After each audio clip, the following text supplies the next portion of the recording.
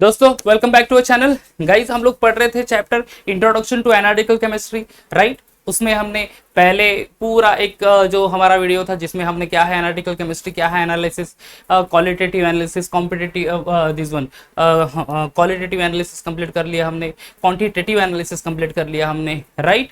उसके बाद फिर हमने एग्जैक्टली क्या है significant figures, rules to identify the significant figures, ठीक है, what is error, what is precision, everything हमने कंप्लीट कर लिया था। आई होप आपको वीडियो अच्छा लगा होगा। ठीक है गाइज, आज की वीडियो में उसी चैप्टर को कंटिन्यू करेंगे, rest of the chapter, rest of the part of the chapter आज हम लोग कंप्लीट करने वाले हैं आज के वीडियो में। तो शुरू करते हैं आज का पहला topic, that is called empirical formula. ठीक है गाइज, ये जो टॉपिक अभी हम लोग कंप्लीट करने वाले, that is empirical formula, molecular formula, okay, determination of molecular formula from the percentage, और उसके बाद फिर लिमिटिंग रिएजेंट, उसके बाद फिर this one that is the concentration of a solution.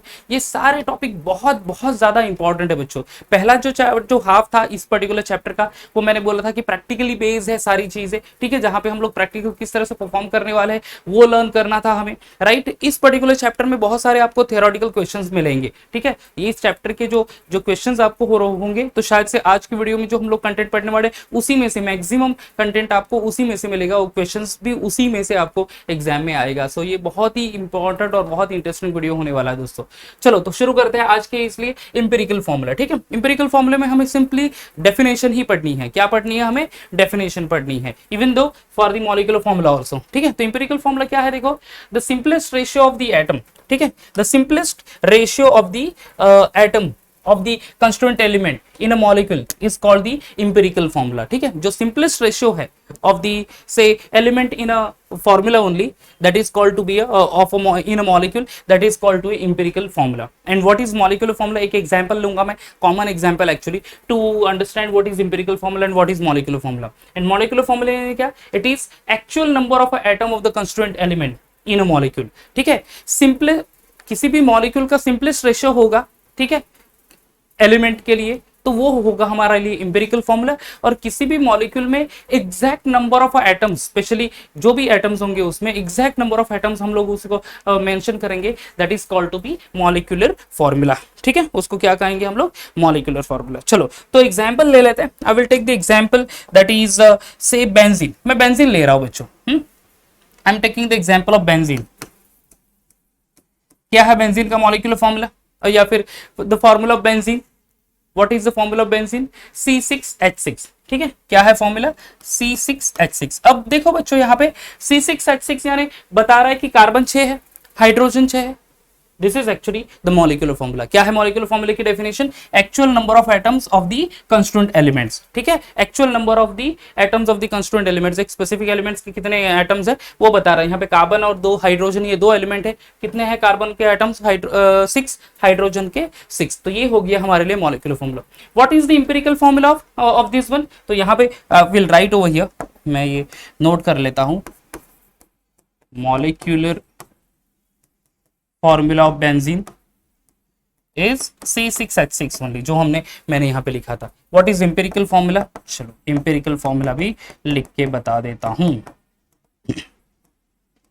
empirical formula, अब यहाँ पे देखो, we can write the carbon is to hydrogen, the number of carbon is to hydrogen, तो C is to H बराबर है, वो कितना हो जाएगा यहाँ पे? 6 is to 6, कार्बन 6 है, हाइड्रोजन 6 है, यानी simply that is equal to 1 is to 1 बराबर है। तो सिंपल इंपेरिकल फॉर्मूला जो हमारे लिए है दैट इज CH। क्या है इंपेरिकल फॉर्मूला? CH। तो अभी empirical formula of benzene is CH, जो कि simplest ratio of atom of the constituent element in a molecule. Simplest ratio यानी कार्बन इज टू हाइड्रोजन कितना होगा ये बता रहा हूं मैं। अगर वाटर है तो H2O, तो हाइड्रोजन इज टू ऑक्सीजन कितना है? 2 is to 1। इस तरह से वो उसके लिए इंपेरिकल फॉर्मूला हो गया। इंपेरिकल फॉर्मूला मॉलिक्यूलर फॉर्मूला उसके लिए तो सेम ही है, but I am taking the example जहां पे empirical formula molecular formula different है। तो इंपेरिकल फॉर्मूला पर्टिकुलर एलिमेंट, उसका simplest ratio that is 6 is to 6 और 1 is to 1, तो CH is the empirical formula of benzene, but C6H6 is the molecular formula of benzene, क्योंकि वो बता रहा है हमें exact number of a carbon atom, exact number of a hydrogen atom। समझ में आ रहा है? empirical formula से पता नहीं चलता, सिर्फ simplest ratio हमें पता चलता है, but exact number पता चलेगा with the molecular formula। I hope आपको समझ में आया होगा empirical and the molecular formula। अच्छे से ये definition जो लिखी है स्क्रीन पर ये लर्न कर लेनी है। आगे बढ़ते हैं फिर डिटर्मिनेशन ऑफ मॉलिक्यूलर फॉर्मूला, ठीक है। Determination of molecular formula from the से गिवन थिंग्स, जो कि न्यूमेरिकल्स जो भी सम है वो हम लोग करेंगे, ठीक है, जहां पे ये स्टेप्स फॉलो करने हैं हमें। वन बाय वन स्टेप देख ले तो the first step is check whether the sum of the all percentage is 100 और नॉट, ठीक है।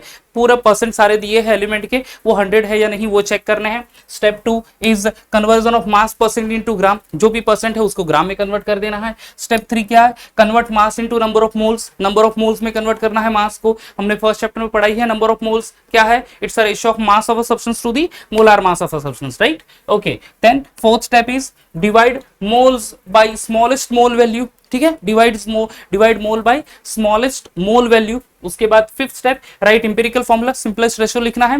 And then the step 6 that is writing molecular formula, जिसमें 3 सब स्टेप्स हम लोग फॉलो करेंगे। एक determination of empirical formula mass, B divide molar mass by empirical formula mass, molar mass already दिया होगा सब में, एंड मल्टीप्लाइड EF यानी empirical formula by R value. R की वैल्यू क्या है वो बता देता हूँ। चलो मैंने एक क्वेश्चन लिया है यहाँ पे दोस्तों, देखते हैं फिर। A compound contain 4.07% of hydrogen, देखो 4.07% of hydrogen, 27.27% of carbon and 71.65% of chlorine. ये हर एक एलिमेंट के परसेंटेज है। कितना है हाइड्रोजन का 4.07, carbon 24.27 and this one chlorine 71.65 by mass, right.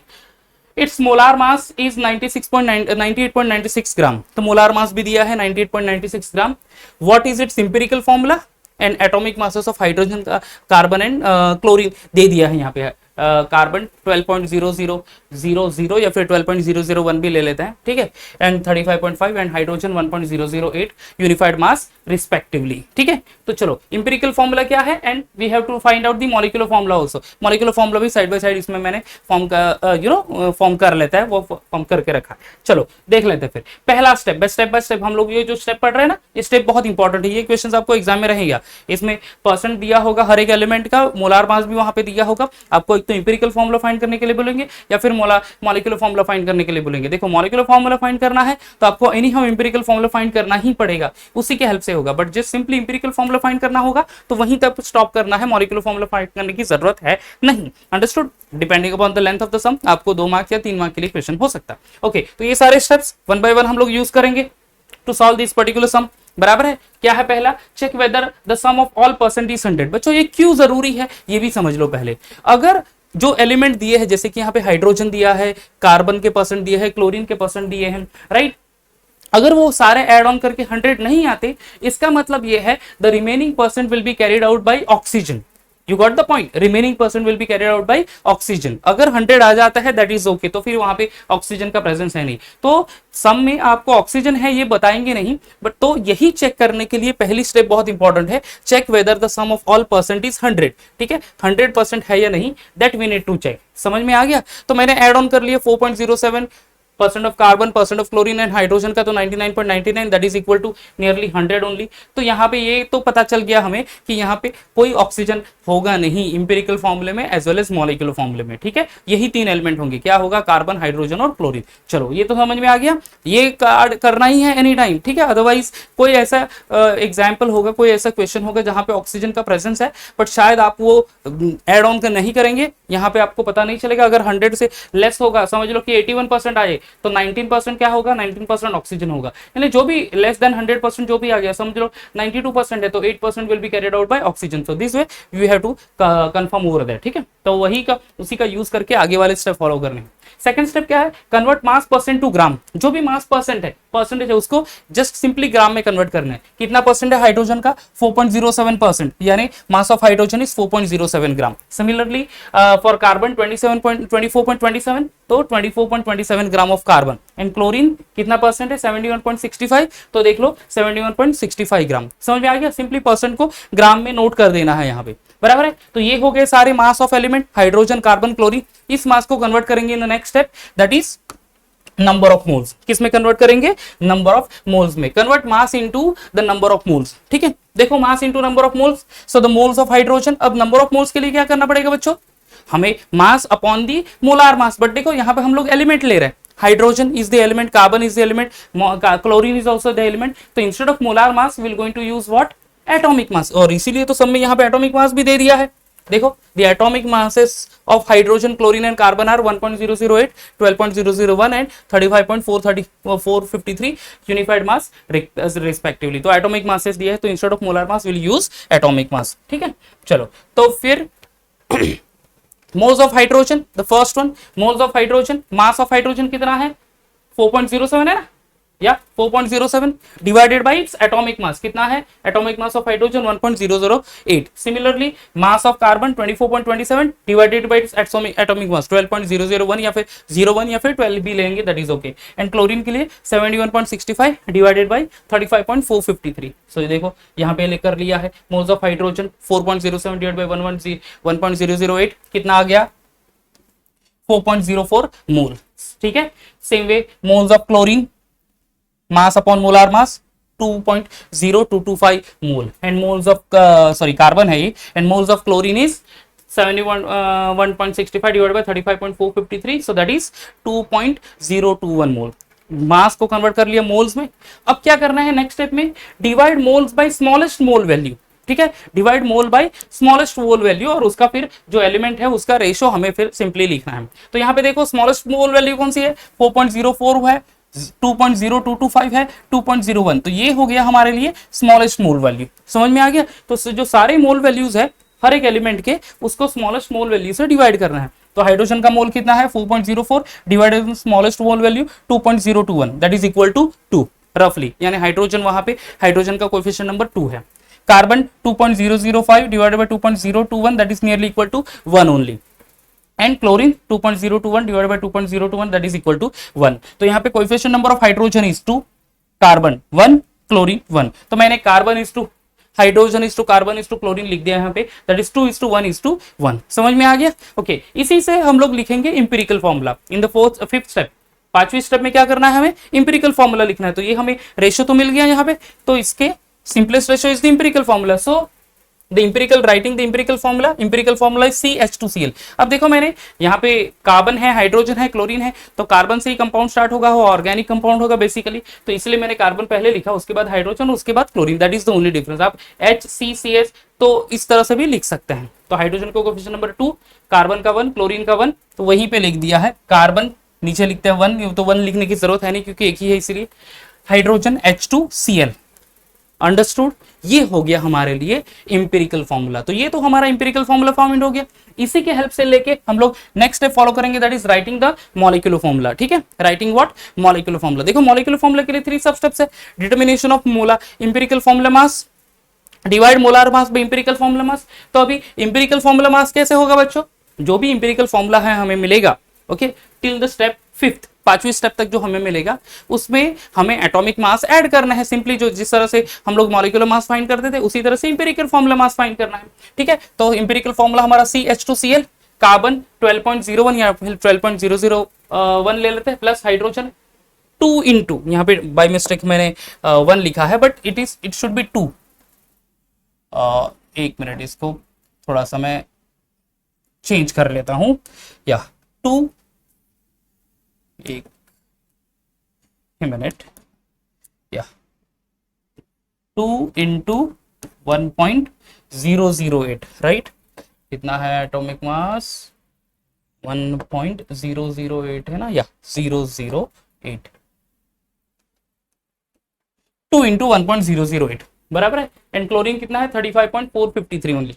Overall आप ऐड कर लो तो you will be getting 49.48 gram. So that is your empirical formula mass. Next step में जो भी मोलार मास दिया है, सब में यहाँ पे मोलार मास दिया होगा। देखो अगर आपने देखो तो molar mass of the mass is 98.96 gram. तो मोलार मास दिया है, वही मोलार मास को डिवाइड कर देना है बाय इंपेरिकल फॉर्मूला मास। ठीक है, तो divide molar mass by empirical formula mass. ये molar mass 98.96, empirical formula mass 49.48, ये आ जाएगा 2। सो उस पर्टिकुलर नंबर को हम लोग बोलेंगे R।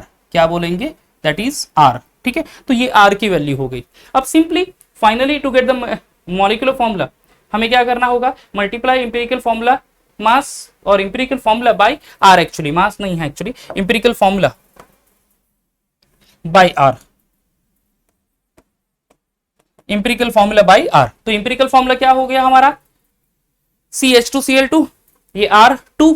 तो हमारे लिए मोलार मास क्या है फाइनली C2H4Cl2, C2H4Cl2। अब कार्बन को 2 से मल्टीप्लाई करेंगे that is C2, hydrogen 2 into 2 that is 4H4 and chlorine 2 तो Cl2। तो C2H4Cl2 is the molecular formula. तो गाइज आप अच्छे से समझ लो कि हमारे पास सिर्फ और सिर्फ परसेंट है, यहाँ पे परसेंट थे एलिमेंट के, हाइड्रोजन के कुछ परसेंट, कार्बन के, क्लोरीन के, तो उसको हमने स्टेप बाय स्टेप फॉलो करके, ये सारे स्टेप हमने फॉलो करके क्या कर लिया, फाइनली हमने मॉलिक्यूलर फॉर्मूला बना दिया। अंडरस्टूड? इंपेरिकल फॉर्मूला तो मिल ही गया 5th स्टेप में, और 6th स्टेप में हमने मॉलिक्यूलर फॉर्मूला फाइंड आउट कर लिया। समझ में आ गया? तो इस तरह के सम्स आपको एग्जाम में पूछे जाएंगे 2 मार्क या 3 मार्क के लिए गाइस। तो इसको अच्छे से स्टेप बाय स्टेप हमें करना है। सारी चीजें वहीं पे दी होगी, सारी चीजें वहीं पे दी होगी, सिंपली राइट कैलकुलेशन करके कोएफिशिएंट नंबर निकाल देना है। इंपेरिकल फॉर्मूला मिल गया, इंपेरिकल फॉर्मूला से फिर हम लोग फाइंड कर लेंगे with the final that is molecular formula. समझ में आ रहा है? स्टेप ध्यान में रखना है, स्टेप बहुत बहुत इंपॉर्टेंट है कि कौन से स्टेप फॉलो करते हैं। ओके देन आगे बढ़ते हैं फिर next topic that is limiting reagent. ठीक है, लिमिटिंग रिएजेंट। अब बच्चों देखो, लिमिटिंग रिएजेंट यानी क्या? ऐसे रिएजेंट जो कि लिमिट करेंगे amount of formation of product को। ठीक है, क्या करेंगे? कुछ प्रोडक्ट फॉर्म करने के लिए रिस्ट्रिक्शन पैदा करेंगे। ठीक है, यानी एक अमाउंट बहुत ज्यादा होगा, एक अमाउंट कम होगा, तो वो कम अमाउंट जितना तक रिएक्ट होगा उतना, जो भी सही हमारे पास फर्स्ट रिएक्टेंट बहुत सारा अमाउंट है, बट दूसरा सब्सटेंस हमारे पास रिएक्टेंट है ही नहीं ज्यादा उतना रिएक्ट करने के लिए, तो वो हो जाएगा हमारे लिए लिमिटिंग रिएजेंट। देखो डेफिनेशन क्या है उसकी, the reagent which get consume and limit the amount of product form. ठीक है, कंज्यूम हो जाएगा the reagent which get consumed limit the amount of product form, and that consumptions की वजह से अमाउंट ऑफ प्रोडक्ट फॉर्म करने के लिए एक पर्टिकुलर रिस्ट्रिक्शन पैदा कर लेगा वो, so that is called to be a limiting reagent. अब उसको समझने के लिए बच्चों एक एग्जांपल ले लेते हैं। यहाँ पे देखो, ये एग्जांपल है that is 2NO that is nitric oxide plus O2 gives 2NO2। अब सिंपल भाषा में मैं बोलूं तो 2NO यानी 2 moles of NO react with O2 यानी 1 mole of O2, there is a formation of 2 moles of NO2। ठीक है, 2 moles of NO2 मैं कंसीडर कर रहा हूं कि से यहां पे 8 moles of NO है। ठीक है, 8 in this reaction 8 moles of NO are there and से 7 moles of oxygen यूज हुआ है।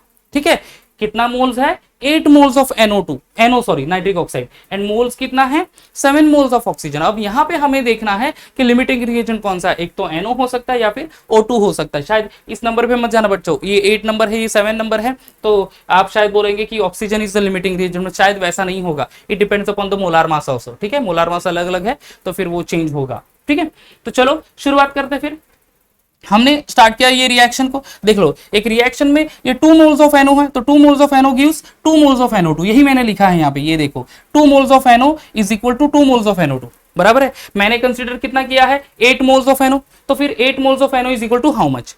तो मैंने क्रॉस मल्टीप्लाई किया सिर्फ, तो moles of NO is equal to 8 into 2 divide by 2, तो that is equal to 8 moles. यानी अगर 8 मोल्स ऑफ NO है तो कितने मोल्स ऑफ NO2 फॉर्म होगा? 8 मोल्स ऑफ NO2 फॉर्म होगा। You got the point? 8 moles of NO अगर है मेरे पास तो कितने मोल्स ऑफ NO2 फॉर्म होगा? 8 मोल्स ऑफ NO2 फॉर्म होगा, राइट? ओके, सेम वे हम लोग चले जाते हैं फॉर द ऑक्सीजन। अब देखो इस रिएक्शन में बैलेंस इक्वेशन में क्या है? 1 mole of oxygen and that is giving 2 moles of NO2। तो यहाँ पे लिखा मैंने 1 mole of O2 is equal to 2 moles of NO2, बराबर है। मैंने कंसीडर किया था कितना? 7 मोल्स, तो 7 moles of O2 is equal to how much? Cross multiply कर दो तो मोल्स ऑफ NO मिल जाता है मेरे लिए कितना? 14 मोल्स। कितना मिल जाता है? 14 मोल्स। यानी मेरे पास 8 मोल्स ऑफ NO है, ये दे रहा है सिर्फ 8 मोल्स ऑफ NO2। ठीक है, 8 moles of NO it gives 8 mole of NO2 that is nitrogen dioxide और nitrogen oxide only, but 7 moles of O2 giving how many moles of oxygen? NO2, 14 moles of NO2। तो फिर कौन सा limiting reagent हो गया दोस्तों? कौन सा लिमिटिंग रिएजेंट है? 8 मोल से 8 मोल्स बन रहा है, बट 7 मोल से 14 मोल्स बन रहा है, तो फिर 8 मोल जो दे रहा है वो लिमिटिंग रिएजेंट हुआ। दैट्स व्हाई दिस NO यानी nitric oxide is the limiting reagent. क्या है? Nitric oxide NO is the limiting reagent. You got the point? क्या है लिमिटिंग रिएजेंट? शायद हमने यहाँ पे देख लो तो आपने 8 मोल्स और 7 मोल्स से प्रेडिक्ट किया होगा, यार ये तो इसका मोल्स तो कम है तो शायद ये ऑक्सीजन ही लिमिटिंग रिएजेंट होगा, पर ऑक्सीजन का मोलार मास कितना है? देखो नाइट्रोजन का मोलार मास कितना हो गया? 16 plus 14, 16 atomic mass of oxygen, 14 this one nitrogen, 16 14 कितना हो जाता है? 30। ऑक्सीजन का कितना हो गया यहाँ पे? 32 मोल्स। ठीक है, तो 32 मोल्स। तो इस तरह से गाइस मोलार मास भी अफेक्ट कर लेता हूं वहां पे कि तो जितना मास होगा उतना ही सब्सटेंस फॉर्म होगा। तो ये 8 मोल्स है, ये 7 मोल्स है, but 7 moles of O2 giving 14 moles of NO2 and 8 moles of NO gives only 8 moles of this one NO2। तो NO is the limiting reagent. समझ में आ रहा है? क्लियर हो गया ये चीज? ओके देन आगे बढ़ेंगे फिर the next one that is the chemical reaction. ठीक है, केमिकल रिएक्शन। अब देखो बच्चों केमिकल रिएक्शन एग्जैक्टली क्या है वो हम लोग समझने की कोशिश करेंगे। उसमें स्टोइकियोमेट्री एंड ऑल वो क्या चीज है that is also will going to see. The balance chemical equation is the symbolic presentation of a chemical reaction. ठीक है, बैलेंस केमिकल इक्वेशन क्या है? Symbolic presentation of a chemical reaction. अगर मैं समझ ले मैं लिखता हूं, चलो बर्निंग ऑफ मीथेन गैस। ठीक है, बर्निंग ऑफ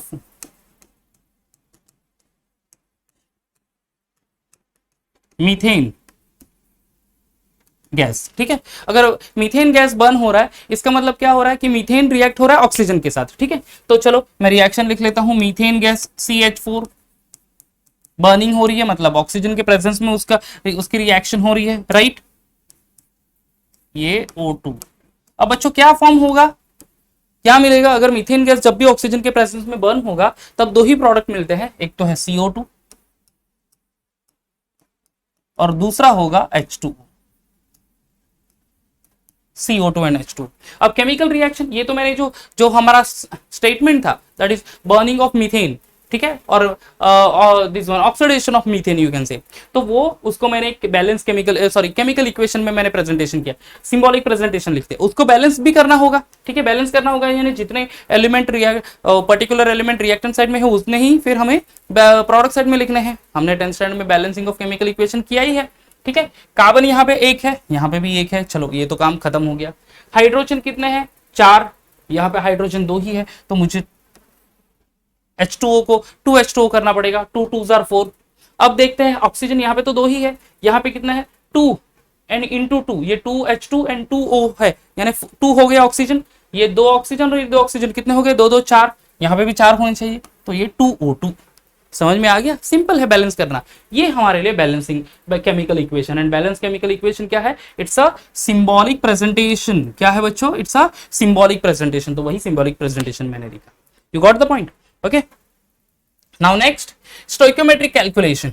ठीक है, स्टोइकियोमेट्रिक कैलकुलेशन यानी that the calculation based on a balance chemical equation are known as a stoichiometric calculation. ठीक है, स्टोइकियोमेट्रिक कैलकुलेशन ऐसे कैलकुलेशन जो बेस्ड है on a balance chemical equation. ठीक है, अगर समझो कि ऑक्सीडेशन, अब एक एग्जांपल ले लेता हूं, या चलो बर्निंग ऑफ mg रिबन। ठीक है, burning of magnesium ribbon. Magnesium ribbon को बर्न किया होगा आपने 10th स्टैंडर्ड में। ठीक है, क्या होता है? कुछ ऐसे लाइट मिलती है हमें, तो मैग्नीशियम सॉलिड स्टेट में है बॉस, बर्न हो रहा है यानी ऑक्सीजन के प्रेजेंस में उसकी रिएक्शन हो रही है, और हमें मिल रहा है व्हाइट कलर का ऐश, तो यहाँ पे है MgO और वो भी सॉलिड स्टेट में। ये मेरे लिए इक्वेशन बैलेंस है। मैग्नीशियम 1 मैग्नीशियम O2, 2 ऑक्सीजन, इधर 2 होने चाहिए इसलिए इधर 2, और 2 मैग्नीशियम है तो यहाँ पे भी 2। तो ये हमारे लिए बैलेंस इक्वेशन हो गया। तो जो भी हम लोग कैलकुलेशन करेंगे कि कितने मोल्स ऑफ रिएक्टेंट यूज हुए या फिर कितने मोल्स ऑफ प्रोडक्ट फॉर्म हो रहा है यहाँ पे इन अ बैलेंस केमिकल इक्वेशन, उसको हम लोग कहेंगे स्टोइकियोमेट्रिक कैलकुलेशन। ठीक है, स्टोइकियोमेट्रिक कैलकुलेशन क्या है? तो स्टोइकियोमेट्रिक कैलकुलेशन यानी ऐसे कैलकुलेशन जो कि बैलेंस केमिकल इक्वेशन से हम लोगों को करने होंगे। उससे हमें पता अच्छा लगेगा, क्या पता चलेगा एक्चुअली? स्टोइकियोमेट्रिक कैलकुलेशन से हमें ये पता चलेगा कि कौन से रिएक्टेंट मॉलिक्यूल यूज हुआ है एंड कौन सा प्रोडक्ट मॉलिक्यूल फॉर्म हुआ है, कौन से पर्टिकुलर स्टेट में है। ठीक है, एट द सेम टाइम कितने moles of a reactant molecule use हुए हैं in a chemical reaction and how many moles of a product molecules are formed over that. समझ में आ रहा है? How many moles of each reactant molecule actually used and how many moles of each product molecules are form. हालांकि एक ही product है यहाँ पे, बट नंबर ऑफ प्रोडक्ट होंगे तो कितने मोल्स ऑफ प्रोडक्ट फॉर्म हुए वो भी हमें पता चलेगा। जैसे कि मैंने यहाँ पे लिखा कि 1 mole of CH2 react with 2 moles of oxygen, 2 product मेरे, उसमें CO2 का 1 मोल है, कुछ नहीं नंबर है मतलब 1 मोल, और यहाँ पे 2 moles of H2O, 2 moles of H2O। तो इतने मोल्स कितने एग्जैक्टली रिएक्टेंट के एंड प्रोडक्ट के है ये हमें पता चलेगा by stoichiometric calculation. Okay then आखिरी topic, one of the important topic, most important topic, that is concentration of a solution। ठीक है, अब देखो बच्चों concentration of solution यानी it simply give you how many amount of a solute particles present in the solution, or you can say the mass of a solute particle present in the solution. Concentration यानी क्या कि solution देखो, solution कैसे prepare करेंगे, by dissolving solute and solvent, right ना, solute और solvent को mix कर दिया आपको सोल्यूशन बन जाएगा।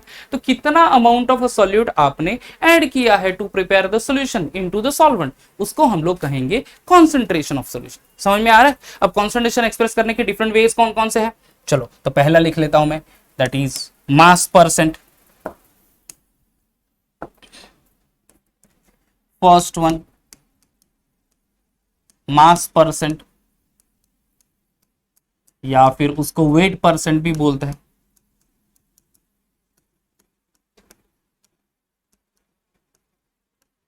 जिसको हम लोग लिखते हैं परसेंट का सिंबल करके W/W, इस तरह से, ठीक है, मास परसेंट या फिर wait percent, that is percent W/W। ये भी W बड़ा ही है, बड़ा ही लिखना होगा, ओके, दिस वे W/W। समझ में आ गया? अब इसको किस तरह से फाइंड करेंगे, चलो तो मैं फार्मूला लिख लेता हूं, मास परसेंट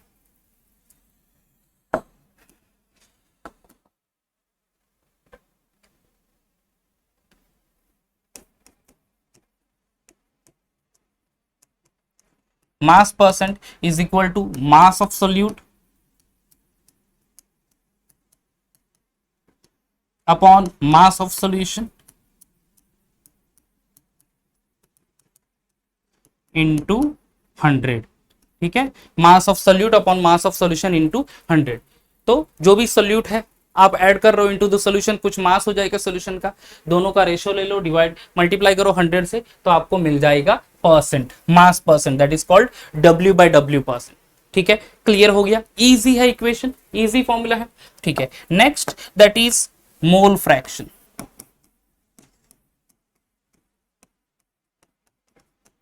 मोल फ्रैक्शन, ओके। अब बच्चों देखो, मोल फ्रैक्शन हम लोग फाइंड करेंगे by of solute as well as solvent, क्योंकि सोल्यूशन में दोनों चीजें होंगी, सोल्यूट भी होगा, सॉल्वेंट भी होगा। ठीक है, तो समझ लो मेरे पास सोल्यूशन है, I am having a solution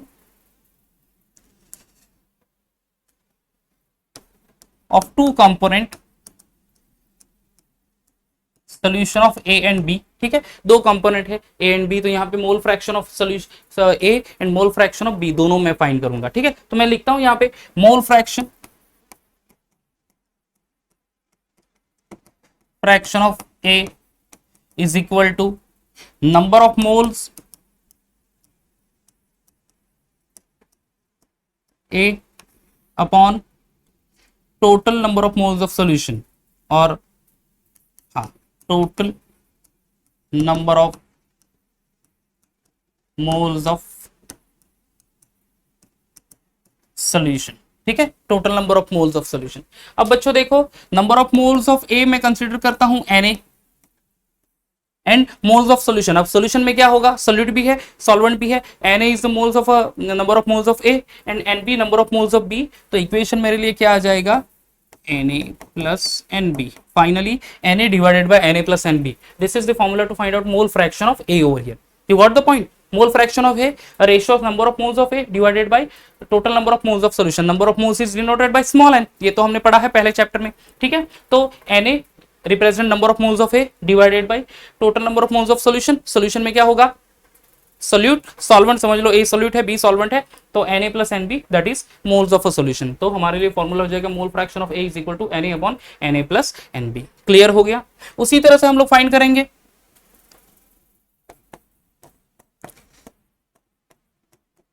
mole fraction of B। क्या होगा ratio, number of moles B upon total number of moles of solution।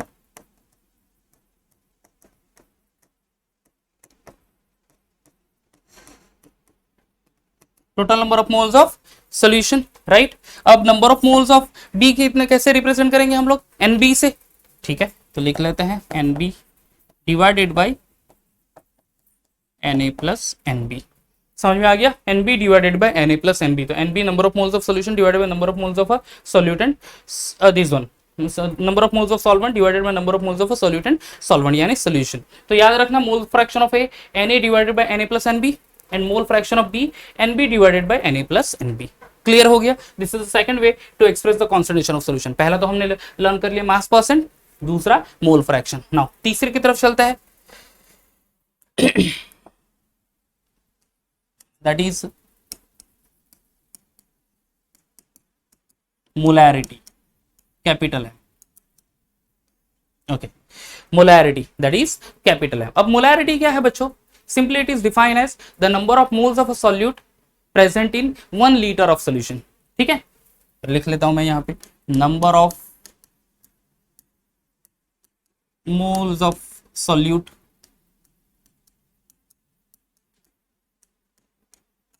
present in 1 liter of solution. This is the definition. Number of moles of a solid present in 1 liter of a solution is the molarity. अब उसको molecular formula में कैसे लिखूंगा मैं? Okay, I will write in terms of a molecule this one formula only. तो फिर यहाँ पे लिख लेते हैं या molarity. चलो, molarity that is M क्या है? Ratio number of moles of solute. लिख लेता हूं number of moles of solute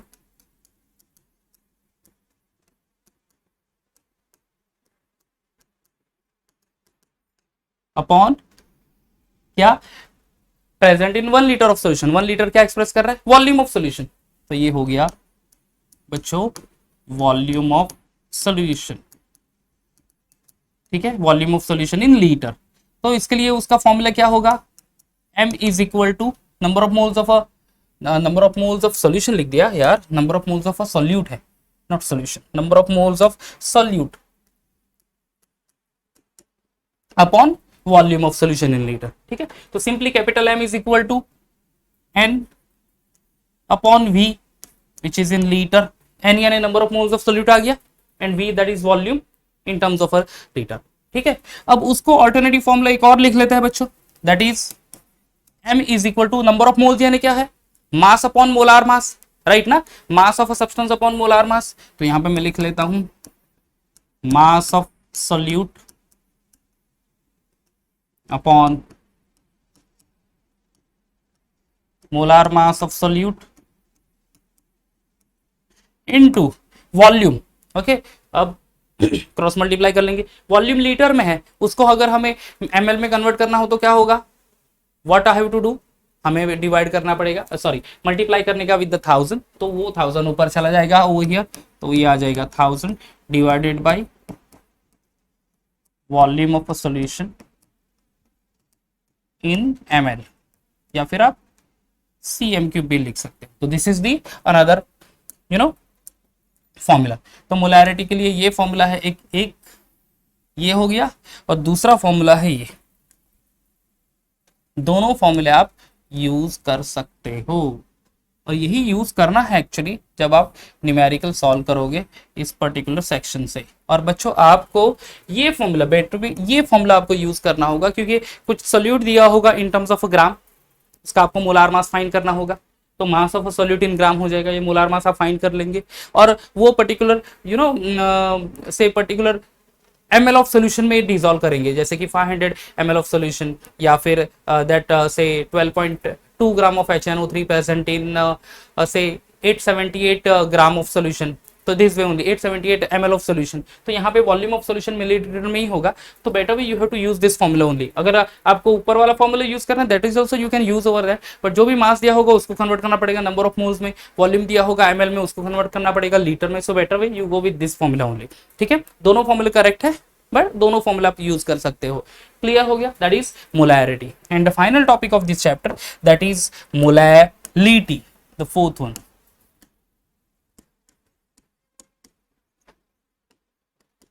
molality is denoted by small m।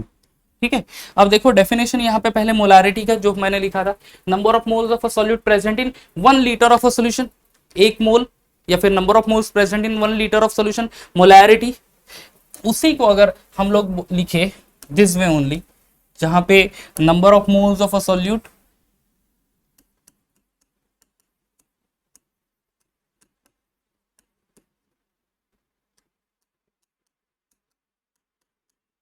Present in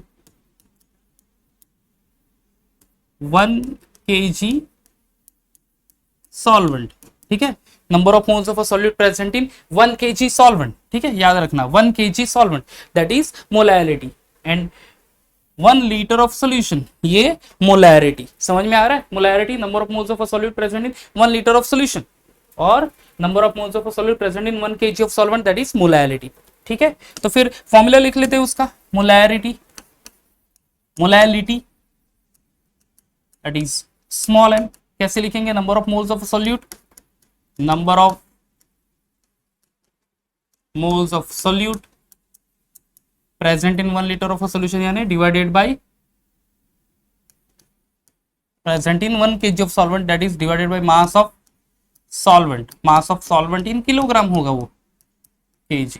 इसको सिंप्लीफाई करना है, यानी m is equal to n upon mass of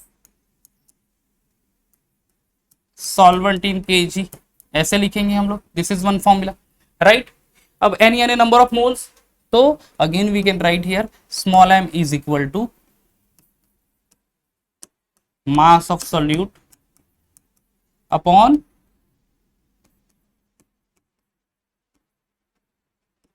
molar mass of solute into mass of solvent kilogram है, उसको ग्राम में convert करेंगे, multiply करेंगे 1000 से, वही 1000 इधर ऊपर लिख देंगे,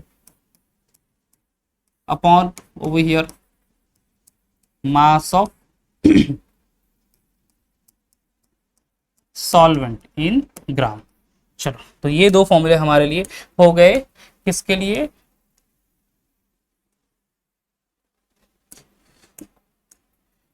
मोलैलिटी के लिए, राइट। कौन सा फॉर्मूला है? मोलैलिटी के लिए, ओके। एक तो है n upon mass of solvent in kg, और दूसरा है mass of solute divided by mass of solute, molar mass of solute into 1000 upon mass of solvent in gram. So that is all about this say